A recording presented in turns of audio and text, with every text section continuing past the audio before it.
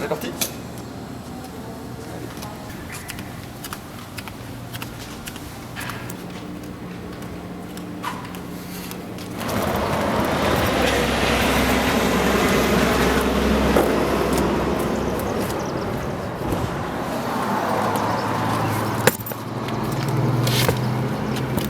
Ça s'empile. Et le dernier. Regardez comme c'est bien étudié. Attention. Et voilà. On y va? Ouais.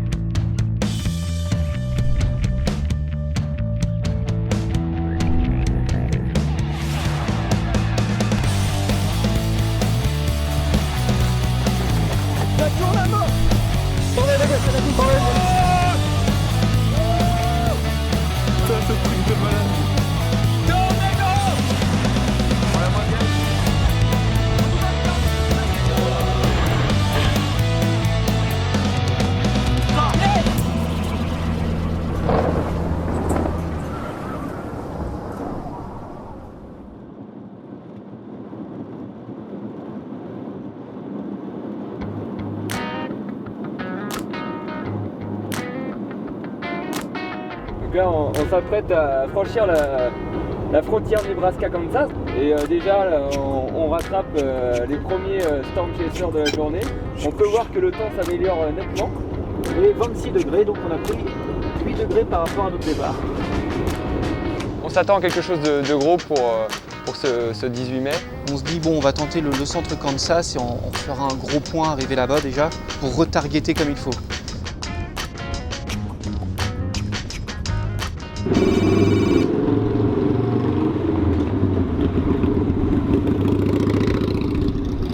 Ouais, mais il n'y a que 52% d'humidité relative. Il n'y a plus que 64. Ouais. 41%, et là on est à 61% d'humidité. Et Salina là-haut, regarde, 69. Bon, c'est vrai que l'humidité a l'air plus importante sur la partie sud du Kansas, vraiment à la frontière avec l'Oklahoma. Il y a pas mal de chasseurs d'orage américains qui semblent avoir pris la même décision, hein. Ils semblent tous plutôt optimistes pour cette zone-là. Alors nous, un petit peu fébriles avec ce début de voyage, inconsciemment on se dit bon, bah, en fin de compte on va taper un peu plus au sud de Kansas, puisque si les meilleurs y sont, c'est qu'il y a une bonne raison.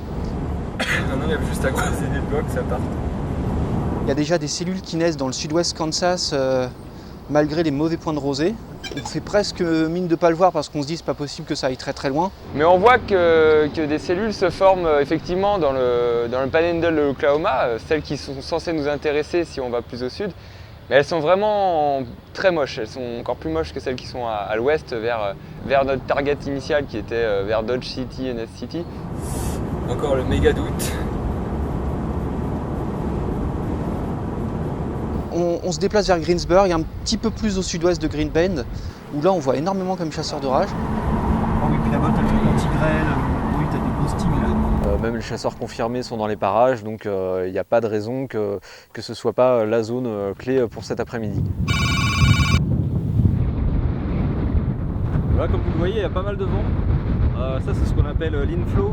C'est le vent du sud-est qui ramène toute la chaleur et l'humidité vers les orages qui sont plus à l'ouest.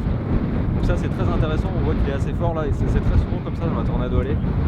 Et c'est cool parce qu'on a une cellule qui est juste à notre sud-ouest. Ça a l'air de se renforcer, on est parfaitement placé sur notre trajectoire.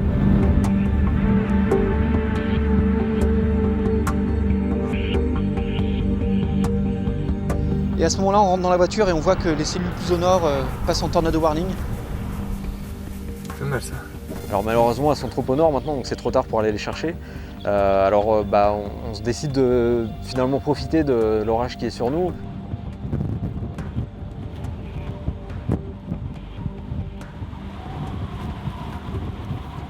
On voit que ça ne veut pas se structurer en une cellule bien isolée, ça forme plutôt un amas de précipitations.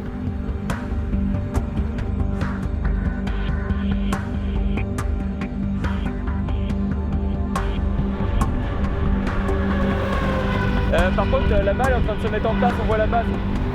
Il faut y aller les gars, il faut partir plein est, descendre plein sud, repartir plein ouest.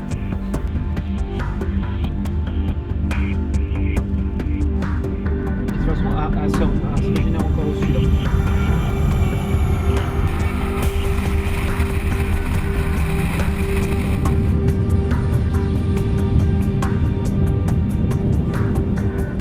Ouais, c'est joli là.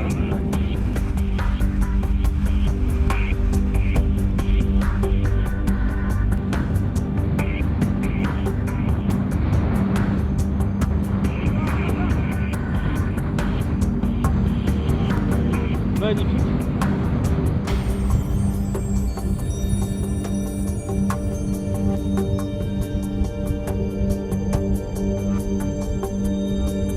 Puis on voit très vite que le vent de l'orage nous arrive dessus assez fort, même trop fort. Donc on comprend tout de suite que l'Inflow n'aura jamais le dessus pour cette fin d'après-midi.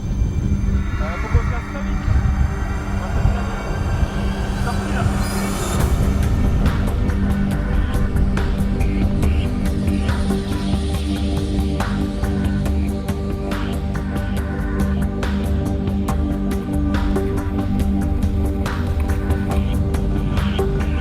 Alors on évolue sous ce fameux sillage turbulent, c'est bien électrique, il est très esthétique. Voilà, on prend des photos, on filme, on fait le maximum de ce qu'on peut faire avec ce qui nous est donné.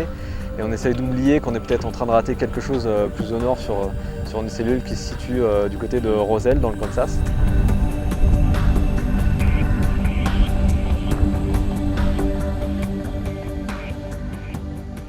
On profitera jusqu'à la fin de cette cellule et on aura droit à un très beau coucher de soleil. C'est bête à dire, mais c'est vrai que tous les soirs c'est à peu près la même musique, hein. On a le droit à nos coups de foudre sur fond de coucher de soleil.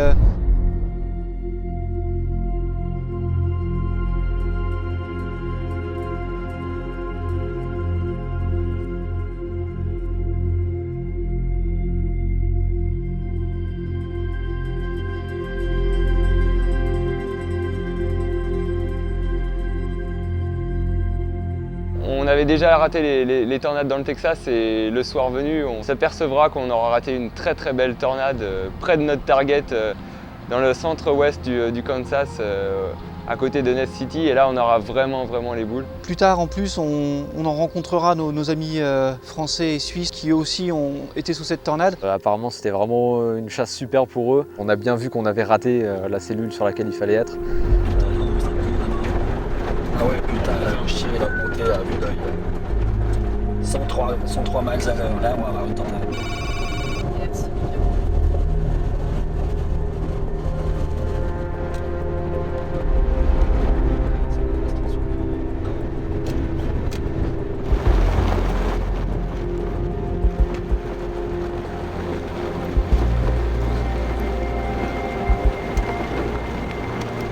It's coming down now. Oh, power flash! Nice, I got it. Tornado on the ground, I think officially we can say so. I can't believe first day chasing we see this beauty. Whoa, that's hail on the roof.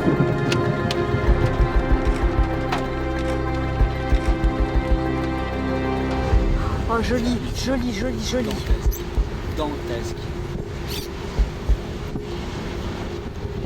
Extraordinaire.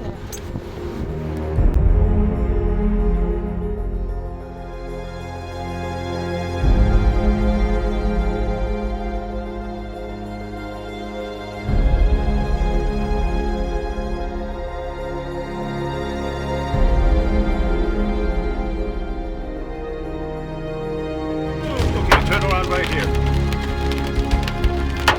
No, we can stop right. Yeah.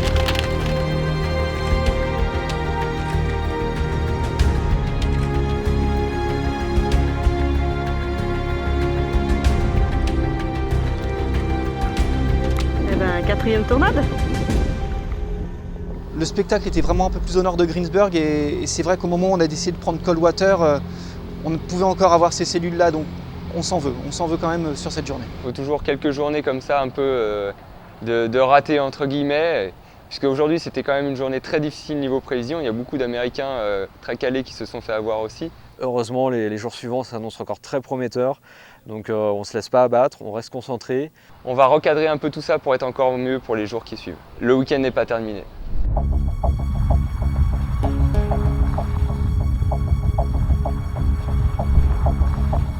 Et tout de suite, ça y est, une cellule a explosé, elle est en sévère thunderstorm.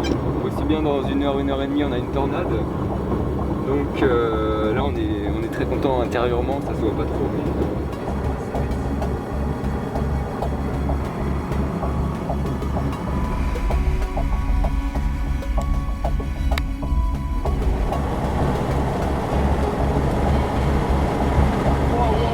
c'est pas là.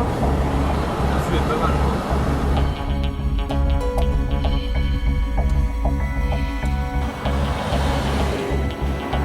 La base est vraiment bien dessinée. On a un nuage mûr, comme on appelle ça, c'est-à-dire une base bien sombre qui se détache de l'orage. Là-bas, il y a un truc blanc un peu plus concentré à gauche. Ah là-bas. ouais. Carrément, ouais. C'est là-bas que ça va se produire.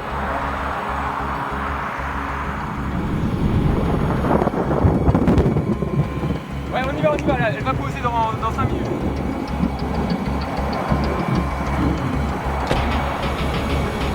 Pour l'instant, elle n'est pas au sol. Et ça tourne de plus en plus. On sent que tout le monde a besoin de se placer très rapidement. Moi, c'est mon premier moderate risk, donc je suis un peu impressionné par tout ça. Regarde, il y a une tornade là-bas. Ça va bien là. Je vois. Première tornade, les gars. On est dessus, superbe. Superbe.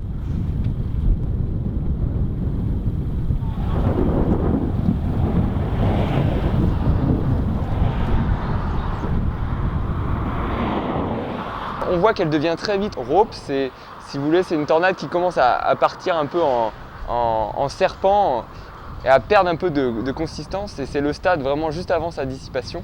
Donc on voit qu'on n'a pas le temps d'aller dessous. Donc on l'admire et effectivement en 1 minute, elle se dissipe.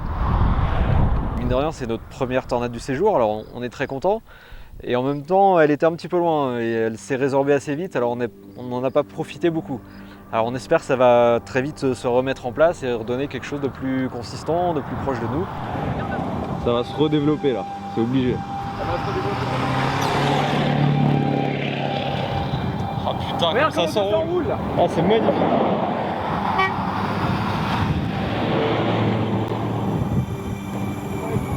Elle va être monstrueuse cette tornade.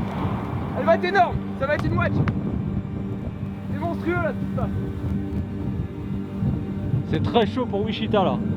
C'est super chaud pour Wichita là, ça va pas être drôle. Ça se fait, Ouais, il faut qu'on se passe devant. ça se fait bouffer par la flotte là. T'as raison, il faut y aller maintenant. Faut reprendre la Allez, c'est parti. On est mort. On prend le risque de reprendre au nord parce qu'on veut éviter les précipes et surtout profiter du spectacle si la tornade pose. Alors on prend un bon risque à passer vite fait, mais vite fait, hein, au pied des rideaux de précipes.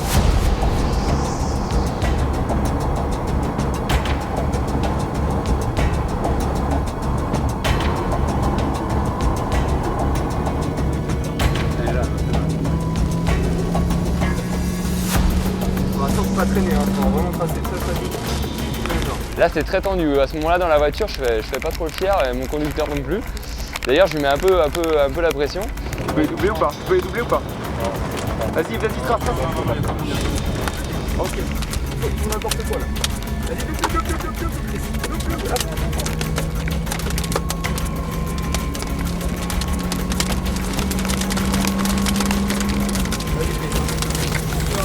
De côté. On va y arriver, t'inquiète. On voit pas la tornade avec toi. Elle est là, elle est derrière. Elle est juste derrière. T'inquiète, c'est bien. Oh, c'était chaud. C'était chaud. Ouh. Là, je me suis fait un petit coup de stress. On passe le rideau, on passe le vent et on s'arrête quelques mètres plus tard.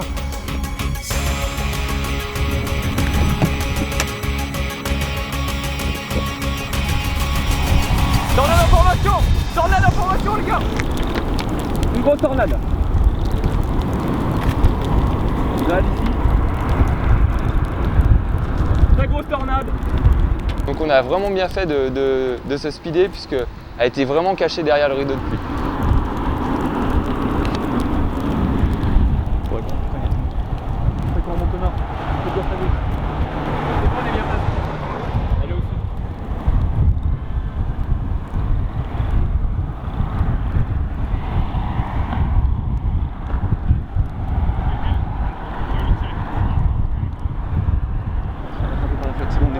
Oui, on se casse.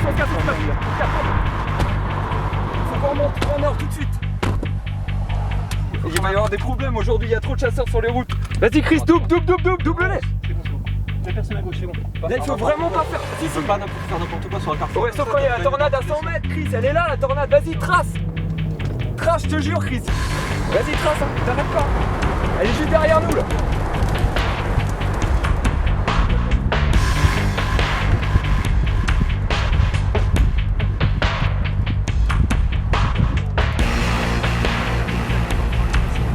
Ça y est, on va voir, Tu peux t'arrêter dans... Là, juste après là. Là, tu peux t'arrêter. Il n'y a pas le temps de sortir, elle est vraiment plus proche. Je le vois là-bas. Elle est un petit peu cachée mais en même temps on distingue un power flash donc on sait qu'elle est toujours au sol. Il faut quand même repartir très vite parce que le rideau de pluie arrive sur nous, on risque de se faire avaler par l'orage. Il ne faut pas se laisser manger comme ça, on est obligé de se décaler, de rester à l'avant de tout ça.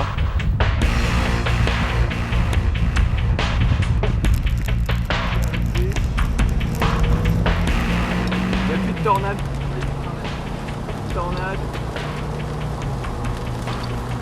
Là, elle va poser là.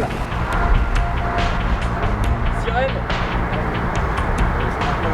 On essaie de prendre de l'avance, surtout qu'on arrive sur Wichita, sur les premiers feux rouges, et on commence vraiment à être bloqué. Elle est juste au-dessus là. Putain, mais c'est quoi? Bougez! Heureusement que je suis pas au volant parce que pour une première, j'avoue que j'aurais été un petit peu peut-être en panique. Vincent nous indique à Chris qu'il fallait qu'il aille parce que la zone de vélocité est vraiment au-dessus de nos têtes, ça tourne de partout. Alors là, il faut tracer. Et bon, il se trouve qu'on se fait quand même rattraper par le noyau dur de l'orage. Ça va être notre première séquence un peu core punching du séjour.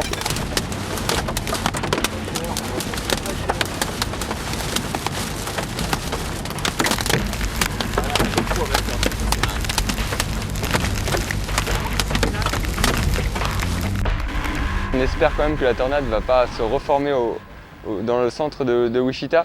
Ceci dit, on voit sur le radar de notre ordinateur que la cellule devient vraiment très pluvieuse, que quelque part la tornade va peut-être être gênée par la cellule qui vient du sud, qui vient percuter notre cellule.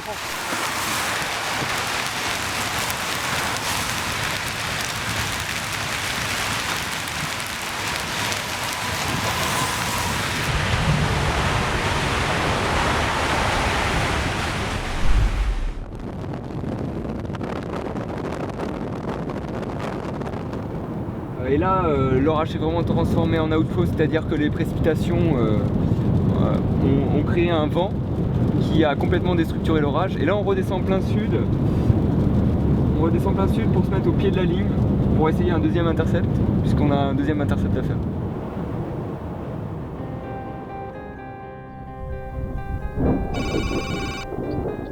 On sent qu'un nouveau potentiel pourrait se mettre en place. Là, j'indique à Chris qu'il faut vraiment qu'on reparte au nord pour rester devant si jamais elle se restructure. C'est beau quand même. Et moi, un petit peu naïvement, je me dis qu'on a le temps de passer. C'est bon, on peut remonter au nord et puis après on va partir à l'est, on va rester à l'avant de l'orage, il n'y aura pas de problème. Ou alors on se prendra un petit peu 2-3 gouttes. Chris est chaud pour passer devant, il le sent bien. Alors bon, on lui fait confiance, on est parti. Et là, au bout de à peine 2 km, on commence à entendre les premiers impacts de grêle sur la gauche de la voiture.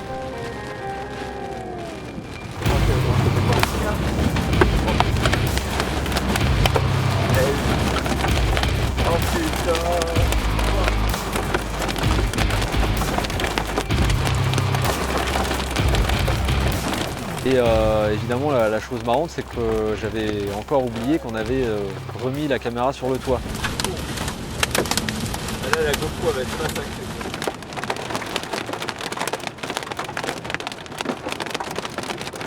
On réussit à rattraper la route plein est et là les grêlons sont peut-être moins nombreux mais on sent que sur le toit c'est du gros grêlon. Heureusement il y a la petite ville de Cedar Valley qui approche et on se met à l'abri sous une station-service.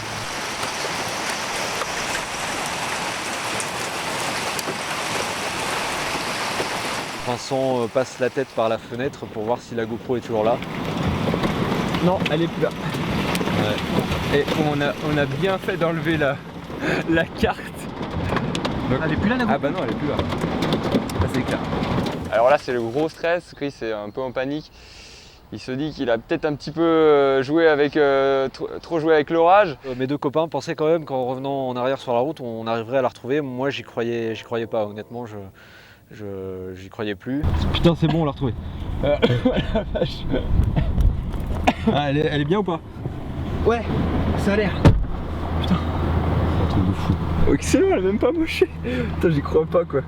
Le verre est nickel. Ah si, là elle est un peu, un peu morflée. 3 secondes à se prendre un camion.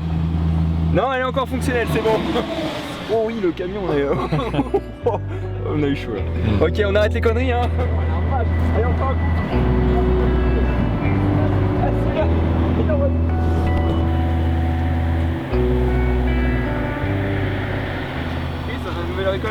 Alors ça y est, c'est Pâques, les œufs sont arrivés. Alors on est... Tu vois, il est pas mal. Il est un petit... Ah, celui-là il est pas mal, ouais. Il est pas mal. Celui-là est bizarre. On voit les premières bosses sur la carrosserie, voilà, journée remplie, 2 tornades, de la grosse grêle, on sent que voilà, on est dans le voyage, on a pris les bonnes décisions. Ça nous rassure sur notre capacité à quand même à choisir les bonnes cibles malgré nos échecs des jours précédents. Mais là ça a l'air... Avec le bruit, il est pas génial.